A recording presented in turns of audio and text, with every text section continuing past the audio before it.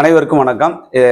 தமிழ்நாடு கால்நடை உதவி மருத்துவர் சங்கத்துடைய செயற்குழு கூட்டம் இன்னைக்கு வந்து சென்னையில் இங்கே நடந்திருக்கு. கால்நடை இந்த கூட்டரங்கில் முதலாக நாங்கள் வந்து தமிழ்நாடு முதலமைச்சர் மாண்புமிகு ஜோசப் விஜய் அவர்களுக்கு எங்கள் நன்றியை தெரிவிச்சுக்கிறோம். ஏன்னா சரித்திரத்திலே இல்லாத நிகழ்வா 210 கால்நடை, அதாவது உதவி கால்நடை நிலையத்தை மருந்தகத்தை வந்து VHA தரம் உயர்த்ததுனால நிறைய மாடுகளுக்கு வந்து ஒரு தரம் உயர்த்தப்பட்ட சிகிச்சை வழங்கப்பட இருக்கு. இதுக்கு ஆணை வெளியிட்ட முதலமைச்சர் அவர்களுக்கு நாங்கள் நன்றியை தெரிவிச்சுக்கிறோம். இதனால என்னன்னா, கிராமப்புறங்களில் உள்ள அந்த பிளாக் லெவல்ல வந்து உயர்தர சிகிச்சை, நல்ல அறுவை சிகிச்சை, அதே மாதிரி டெவலப்மெண்ட் நிறைய நடக்கும்.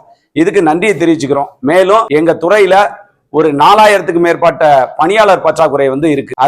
அதாவது மின்சாரத்துறையில நடந்த மாதிரி அதாவது நிரந்தரமாவோ தற்காலிக அடிப்படையிலேயோ கான்ட்ராக்ட் அடிப்படையிலேயோ போட்டு அந்த பற்றாக்குறையை நீக்கணும்னு நாங்கள் முதலமைச்சர் அவர்களுக்கு கோரிக்கை வச்சுக்கிறோம். ஏன்னா கிட்டத்தட்ட 1200 கால்நடை மருந்தகங்களை கால்நடை உதவி மருத்துவரே திறக்கிற நிலைமைக்கு இருக்கு. இதனால என்னன்னா, எங்க பணியே ரொம்ப கெட்டு போகுது, அனிமல்ஸ்க்கும் வந்து ரொம்ப கஷ்டமா இருக்கு. அதனால வந்து டெவலப்மெண்ட் பண்றதுல அரசாங்கம் எவ்வளவு முனைப்பா இருக்குன்னு உங்களுக்கே தெரியும்.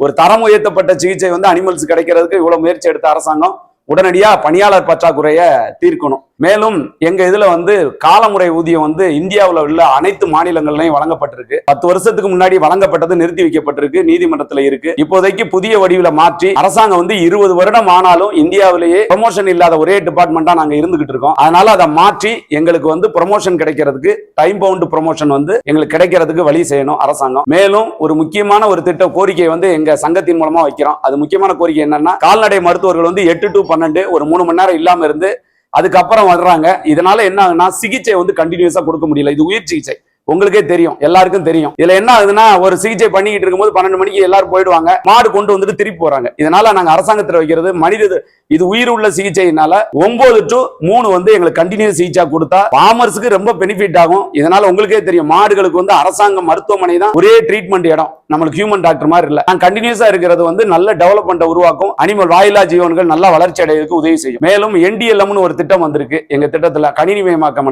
அதை நாங்க எதிர்க்கல. ஆனா அந்த திட்டத்துல சரியான முறையால பயன்படுத்தாதனால என்ன ஆகுதுன்னா, அரசு நாங்க சிகிச்சையை விட்டுட்டு OTP வாங்கக்கூடிய நிலைமைக்கு தள்ளப்பட்டோம். OTP வாங்குறதுனால என்ன ஆகுதுன்னா, அனிமல்ஸ் வந்து சிகிச்சை அளிக்க முடியல. ஒரு அனிமலுக்கு வந்து OTP வாங்கி எல்லாம் பண்ணும்போது என்ன ஆகுதுன்னா 20 நிமிஷம் ஆயிருது, சிகிச்சை எங்களால அளிக்க முடியல. அதனால இதே இதை வந்து பாத்தீங்கன்னா மருத்துவத்துறையில அங்கன்வாடி பணியாளர்கள் பண்ணிக்கிட்டு இருக்காங்க. ஆனா எங்க டிபார்ட்மெண்ட்ல டாக்டரே பண்ணிக்கிட்டு இருக்கோம், பணியாளர் பற்றாக்குறை இருக்கிறதுனால. உடனே அரசாங்கம் எங்களை ட்ரீட்மெண்ட் மட்டும் பண்றதுக்கு அலோ பண்ணி அந்த டைமையும் 9 to 3ன்னு கொண்டு வந்துட்டா எங்களுக்கு நல்லா இருக்கும். NDLM சிகிச்சையில எங்களுக்கு விலக்கு கொடுக்கணும்.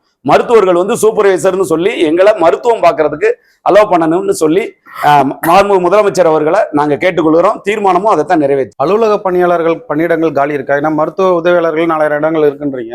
உங்களுடைய வேலைகள் அது மருத்துவ உதவி இல்லாத மற்ற செயல்களை செய்வது, அதாவது எங்களுக்கு கீழே இருக்க 2 ஒன்னு வந்து டெக்னிக்கல், அதாவது வேலை செய்யற சென ஊசி போடுறதுக்கும் ஊண்டு கிளீனிங்க்கும் லைஃப் ஸ்டாக் இன்ஸ்பெக்டர்னு இருக்காங்க. அவங்களுடைய பற்றாக்குறை வந்து 54% பற்றாக்குறை இருக்கு.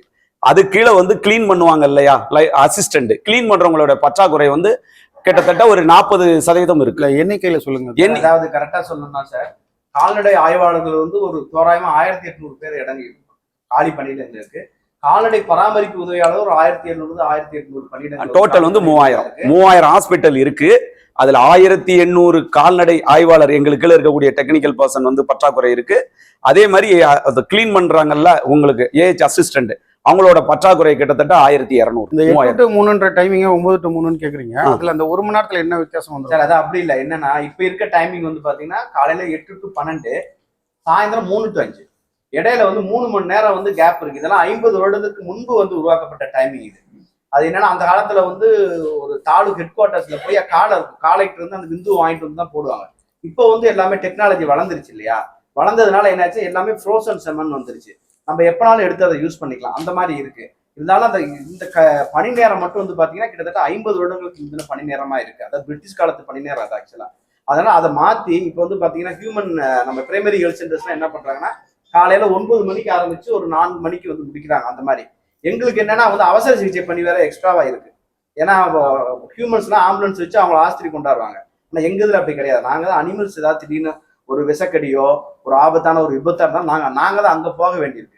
ஸோ அதனால 9 to 3 வந்து தொடர் சிகிச்சை பணி நேரமா கொடுத்துட்டு இடையில ஒரு 1/2 மணி நேரம் ஒரு லஞ்ச் டைம் கொடுத்துட்டு மீதி நேரம் அவசர சிகிச்சை அது மாதிரியான இதுக்கு வந்து எங்களுக்கு வந்து கொடுத்தாங்கன்னா தொடர்ந்து விவசாயிகள் பலன் பெறும். சார் இங்க பாருங்க சார், அனிமல்ஸ் ட்ரீட்மெண்ட் பண்றவங்கலாம் பூவர் ஃபார்மர்ஸ். அப்படி இருக்கும்போது அவங்களுக்கு வந்து எங்களை தான் சிகிச்சைக்கு நாடி வருவாங்க. 12 to 3ங்கிறது பெரிய கேப். இப்போ நான் கண்டினியூஸா பண்ணும்போது நிறைய ஃபார்மர்ஸ் இன்னும் வருவாங்க. கொஞ்சம் பேர் காலையில இப்ப நாங்க இதை கேட்கறதே வந்து பால் ஊத்துற டைம் தான். நார்மலா பால் ஊத்து முடிச்சு ஏத்துற டைம் வந்து 8:30 உங்களுக்கு. அப்ப அவர் சாப்பிட்டுட்டு 9 மணி தான் ஹாஸ்பிட்டலுக்கு வர முடியும். அதே மாதிரி வந்தீங்கன்னா சாயந்தரம் 4 மணிக்கு அவர் பால் கறக்கக்கூடிய டைம். இதுக்கு இடையில கொடுக்கும்போது அவர் பால் கறப்பாரு, வேலை முடிச்ச உடனே எங்களை வருவாரு. நாங்களும் ஏதோ ஒரு எக்ஸ்டென்ஷன் ஒர்க் அனிமல்ஸை பார்க்கறதுனாலும் அவர் பால் கூட இருக்கும்போது நாங்க போய் பார்க்க. நாங்க சொசைட்டி டைமிங் கண்டினியூஸ் சிகிச்சை சார். நாங்க ஒரு ட்ரீட்மெண்ட் பண்றோம். உங்களுக்கு ஒரு மாடுக்கு அடிபட்டுருச்சுன்னு வச்சுக்கோங்களேன், ட்ரீட்மெண்ட் பண்ணிருக்கோம் 12 மணிக்கு ஆன உடனே நாங்களும் அர்ஜென்ட் காட்டுவோம். எங்களுக்கு வேற எக்ஸ்டென்ஷன் ஒர்க்குக்கு நான் போக வேண்டியது. கண்டினியூஸா கொடுத்துட்டா முடிச்சுட்டு நான் எக்ஸ்டென்ஷன் ஒர்க் பண்ணிக்குவோம். அனிமல் ட்ரீட்மெண்ட் வந்து கண்டினியூஸா நடைபெறும் சார். இதை வச்சு தான் மெடிக்கலுக்கு கொடுத்துருக்காங்க. நாங்களும் அதே மாதிரி தான் கேட்கிறோம் சார். இதை மட்டும் நிறைவேற்றி கொடுத்தா எங்களோட பணிகள் வந்து இன்னும் அனிமல்ஸுக்கு சர்வீஸ் நல்லா இருக்கும், அனிமல்ஸோட உயிரும் சேவ் பண்ண. இல்ல பதவி உயர்வே இல்லாம இருக்கும் அப்படின்றது. ஆமா சார், எங்க டிபார்ட்மெண்ட்ல சார் என்ன பிரச்சனை, எதனால பதவி இல்ல சார். இப்போ வந்து 3000 பணியிடங்கள் இருக்கு. அதனுடைய ப்ரொமோஷன் பெர்சன்டேஜ் வந்து பாத்தீங்கன்னா வெறும் 411 போஸ்ட் தான் promotion post. Actually sir medical டிபார்ட்மெண்ட்ல வந்து பாத்தீங்கன்னா ப்ரொமோஷன் போஸ்ட் கம்மியா தான் இருக்கும். வேற டிபார்ட்மெண்ட்ல பாத்தீங்கன்னா ப்ரொமோஷன் போஸ்ட்ங்கிறது இப்ப எங்க இதுல ஏடி ஜேடி அடிஷனல் டைரக்டரோட போஸ்டோட எண்ணிக்கை 411 தான் 3000 போஸ்ட்டுக்கு 12.5%. அதே இது வந்து இந்த காரணங்களை தான் மெடிக்கலுக்கும் டாக்டர்ஸ்க்கு வெட்டினரி டாக்டர்ஸுக்கும் டைம் பவுண்ட்ல 8 வருஷம் ஆச்சுன்னா அவங்களுக்கு வந்து ஒரு ப்ரொமோஷன் கொடுக்குறாங்க. டைம் பவுண்டு ப்ரொக்ரஷன் கொடுத்துக்கிட்டு இருக்காங்க. இந்தியா ஃபுல்லா எல்லா ஸ்டேட்லயும் கொடுத்தாச்சு. எங்களுக்கு கொடுத்தது ஒரு நீதிமன்றத்துல சின்ன இதுல இருக்கு. இப்போதைக்கு அரசாங்கம் வந்திருக்கிறதுனால எங்களோட கோரிக்கை என்னன்னா 20 வருஷம் ஆச்சு, எங்களுக்கு எல்லாம் ப்ரொமோஷனே கிடையாது. இந்தியாவில் எந்த டிபார்ட்மெண்ட்லயும் இப்படி கிடையாது. எங்களுக்கு மட்டும்தான் இப்போதைக்கு இருக்கு. இதை சார்ட் அவுட் பண்றதுக்கு தான் நாங்க நீதிமன்றத்துல வழக்கு இருக்கு. அரசாங்கம் வந்து இதை பரிசீலனை பண்ணி எங்களுக்கு ப்ரொமோஷன் வந்து உடனடியாக கொடுக்கணும். இல்ல அதுக்கு அதுக்கு வந்து அரசாங்கம் வந்து டாக்டர் சொல்றதுதான். இப்ப நாங்க வந்து அலவன்ஸ்னு ஃபிக்ஸ்டு தான். எங்களுக்கு ஒரு 3000 இருக்கும் மேக்சிமம். அதில் நாங்கள் பைக்கை தான் யூஸ் பண்ணிக்கிட்டு இருக்கோம். பஸ்ஸில் போயிட்டு வரதுக்கு அலவன்ஸ் அந்த காலத்தில் இருக்கு. அமௌண்ட்டை வந்து நாங்கள் பைக்கில் யூஸ் பண்ணிக்கிறோம். இதோட இப்போ மொபைல் ஆம்புலன்ஸ் திட்டங்கள் வரப்போகுதுன்னு சொல்றாங்க. எங்களோட வந்து அரசாங்கம் இப்போ நல்ல முன்னெடுப்புல இருக்கு. 210 கால்நடை இது வரைக்கும் இந்தியாவிலே நடந்தது கிடையாது. ஒரு 10 ஆக்குவாங்க எல்லாரும் விஹெச்ஆ. எங்களும் வந்து ரீஜனல் வைஸ் வந்து 25 வீடியோ வந்து ரீஜனல் கிளினிஷியன் சென்டரா மாத்திருக்காங்க. இதுவும் வரலாற்றிலே முக்கியமானது. அது என்னன்னா வந்து இது வந்து அரசோட பாலிசி டிசிஷன் தான் எடுக்கணும் அரசு இது சம்பந்தமா. ஆனா எங்களுக்கு வந்து வாகனம் வழங்குறதுக்கு நாங்க கோரிக்கை வைக்கிறோம்.